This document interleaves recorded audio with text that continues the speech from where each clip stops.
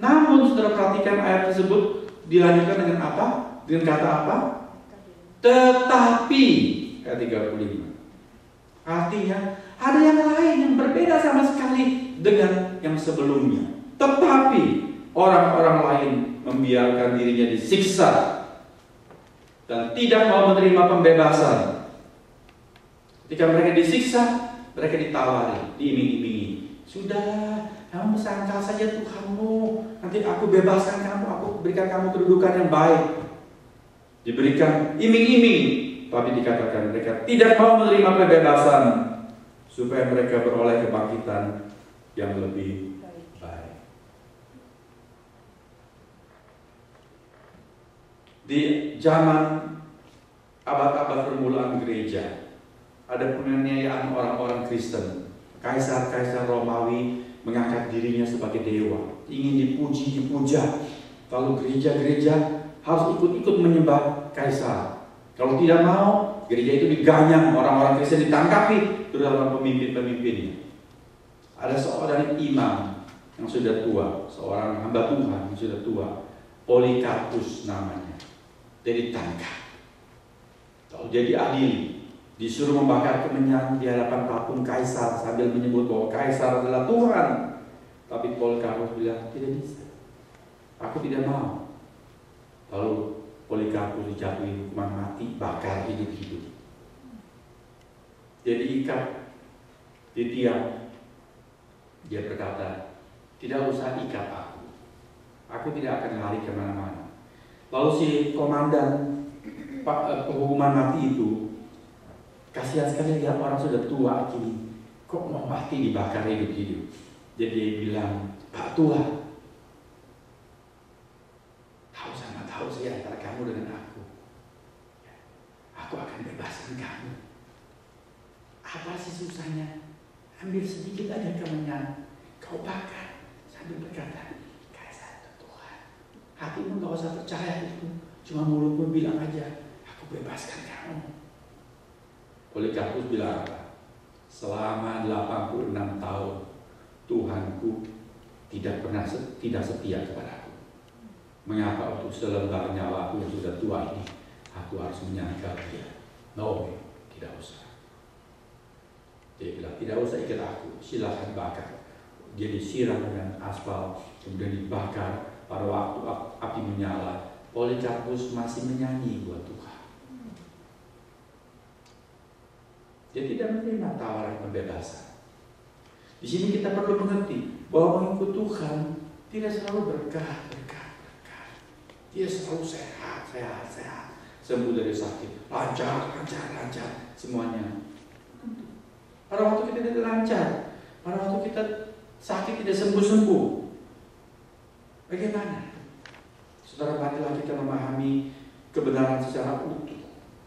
Itulah sebabnya hari ini semakin kurang orang yang menjadi pahlawan-pahlawan iman, karena orang lebih banyak pusing dengan urusan dunia ini. Bagaimana hidup makmur, bagaimana mengeruk lebih banyak untung. Urusan Tuhan, urusan gereja, urusan Alkitab, urusan iman, nomor 2, nomor sekian bahkan. Yang utama adalah urusan-urusan sendiri. Tetapi para pahlawan iman ini terbalik. Mereka mengutamakan Tuhan. Mereka tidak ingat diri sendiri. Yang penting adalah Tuhan. Asal hati Tuhan senang, mereka pun senang. Rugi, bahkan mati, mereka siap. Mereka mempunyai tata nilai yang berbeda. Orang dunia heran melihat mereka. Sebab dikatakan mereka ingin yang lebih baik dari pandangan orang-orang dunia. Kesaksian-kesaksian seperti itu yang membuat bahkan orang kafir pun bertobat, saudara-saudara. Ada seorang yang menjadi bapak gereja, Tertullianus. Sebelumnya dia adalah seorang kafir.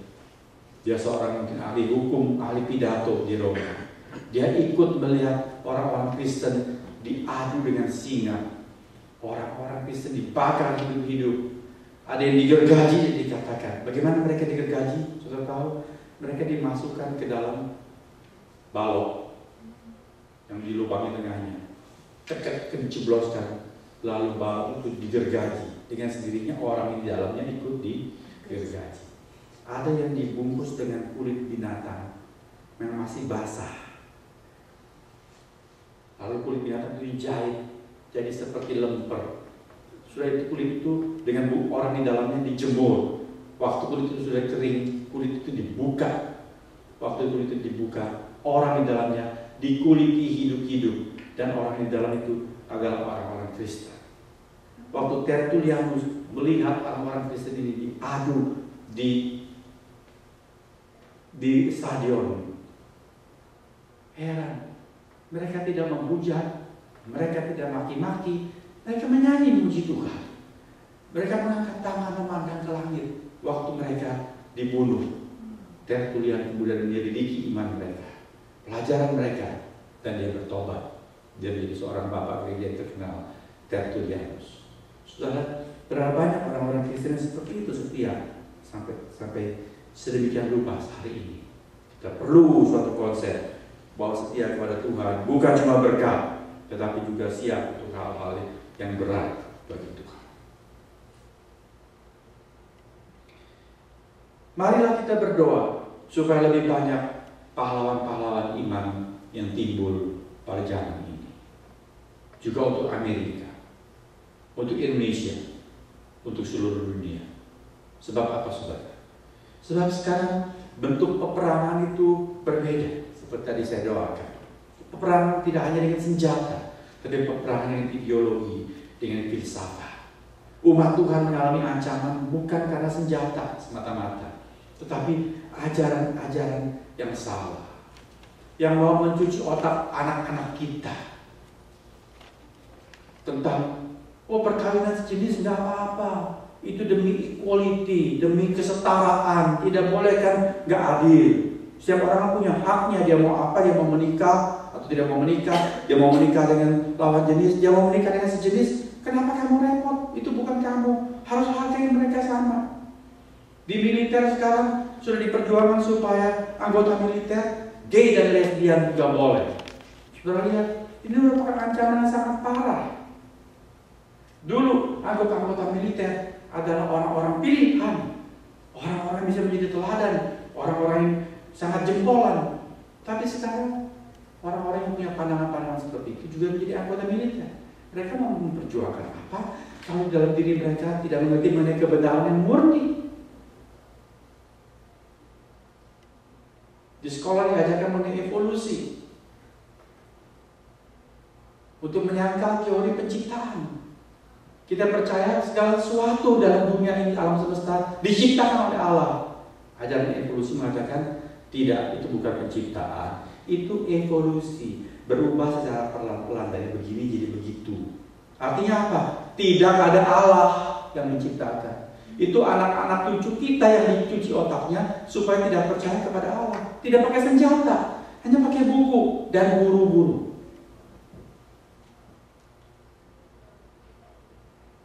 Hari ini perjuangan iman semakin sulit, saudara-saudara.